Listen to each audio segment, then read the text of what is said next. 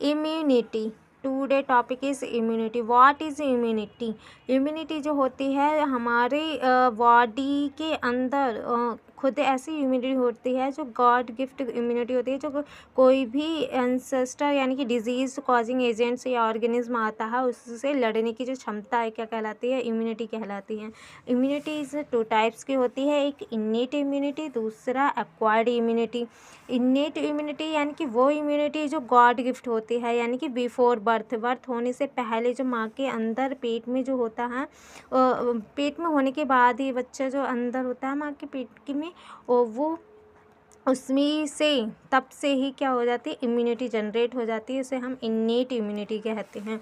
और acquired immunity after birth, यानी कि बर्थ होने के बाद जो इम्यूनिटी आती है बॉडी में उसे हम एक्वायर्ड इम्यूनिटी कहते हैं।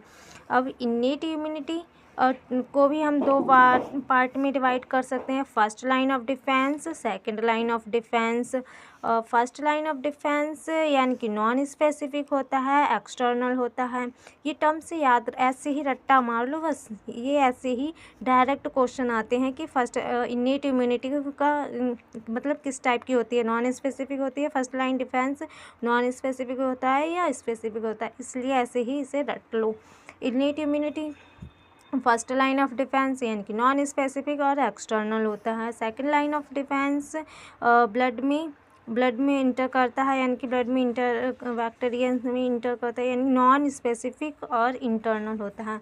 ये नॉन स्पेसिफिक और इंटरनल होता है। एक्वायर्ड इम्यूनिटी आफ्टर बर्थ के बाद जो आती है एक्वायर्ड इम्यूनिटी, यानी कि थर्ड लाइन ऑफ डिफेंस, ये स्पेसिफिक और इंटरनल होते हैं। ये रट लो, ये टर्म्स बहुत ही ज़्यादा इंपॉर्टेंट है, इसके बेसिस पे क्वेश्चन भी आते हैं।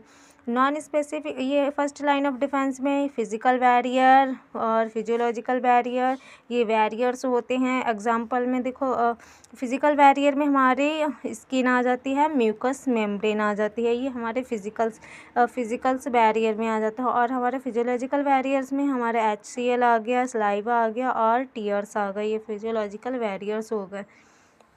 बस इम्यूनिटी का बेसिक स्ट्रक्चर है ये। आज के लिए इतना ही, ठीक है।